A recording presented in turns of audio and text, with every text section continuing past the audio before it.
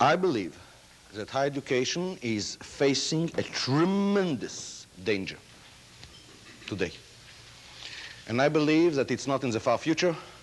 I believe that the crash will come in less than 10 years unless we do something. In less than 10 years. It's so adamant. By the way, I was surprised to see in February that there is another person who fully agrees with me. And he raised the same warning, even sharper than I did. And this is Peter Drucker. In his interview that he gave in February, he was saying higher education is going to collapse and almost now. And he gives about the same reasons.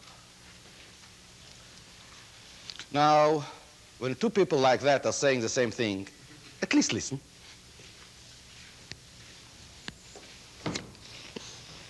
You see, Peter Drucker for me is something special. He's the only alive consultant that I still respect.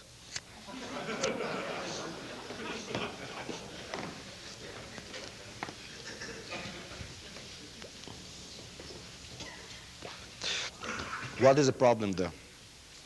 The problem is that higher education in many fields, in the book I'm talking about business schools, but it's not restricted to just business schools. It's correct for many other social sciences. The university behave now as if they don't have to give value to society. They behave as if what they teach is good because they teach it. Whether or not it is useful in reality is none of their business. That's the way that they behave.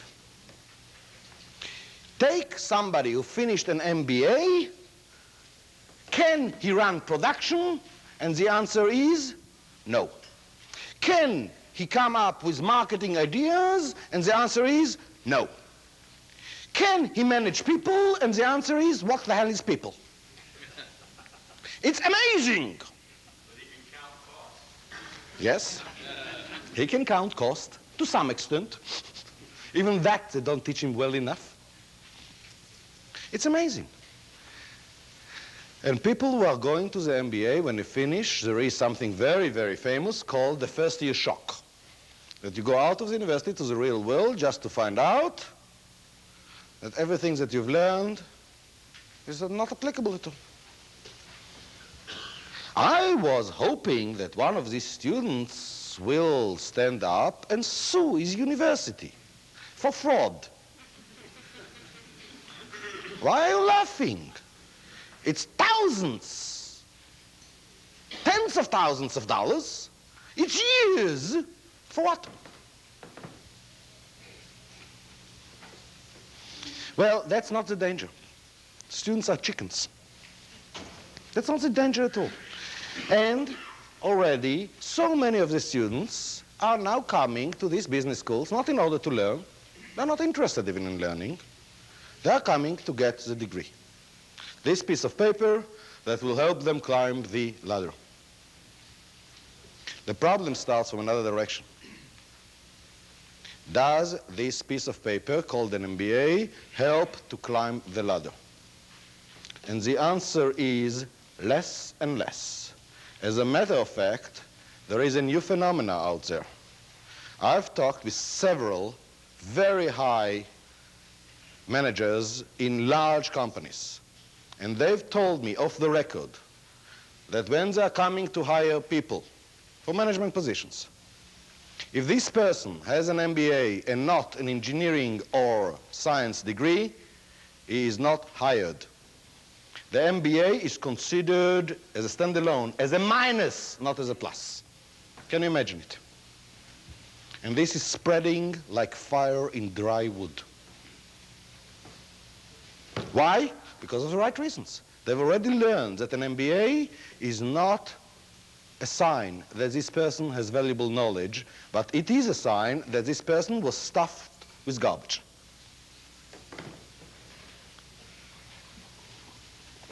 This continues on. What happens? I believe that it's already started to happen. Look what is happening. People are going to the MBA in order to find themselves in a better slot for life. If they will find out that the MBA did not give them a better chance to get a management position, if the MBA did not give them a better chance to get a better job with a higher salary, registration will go down. And registration starts to go down. Such things usually have feedback loops. The more people who come to this conclusion, the more people are coming to this conclusion. It's a feedback loop. Feedback loop means that you're embarking on an exponent. Once this exponent is really reaching some critical mass, what happens is not enough registration to the business schools. Now what is happening? Are you aware of the fact that there are many universities in this country, and not just in this country, where the business school is already half the university? Are you aware of it, yes or no? Many universities, that's the case. What happened when half the university all of a sudden doesn't have enough students? And I'm talking about significantly doesn't have enough students. What happened then? You cannot get rid of the buildings. You cannot get rid of the laboratories, and definitely you cannot get rid of the tenure professors. The university might financially collapse. Now, I'm not afraid of universities like Harvard or Stanford or Yale. They will always have enough applicants for anything. I'm talking about the run-of-the-mill universities, the backbone of our education. And many of them might face a danger of very hard time. And then remember, it's not the impact just on business school. This financial crunch will affect all the other faculties. Can something be done about it? Well, you may hope that since we have, in this country alone, my estimation, at least 100,000 professors in management, that they will come up with valid knowledge. Well, don't hold your breath. Not because they are incapable, not because they don't have enough brains, not because they don't know their field, but because the measurements prevent them from doing it. And that's what I'm trying to show so vividly in the book. Here is something that is unbelievably important, that the world out there need. Here is a solution to a huge problem. You cannot publish it. Why? Because it doesn't fit the measurement of publication. It is not a mathematical model. It is not a survey. Stuff it. Well, all breakthroughs are not based on mathematical models or surveys.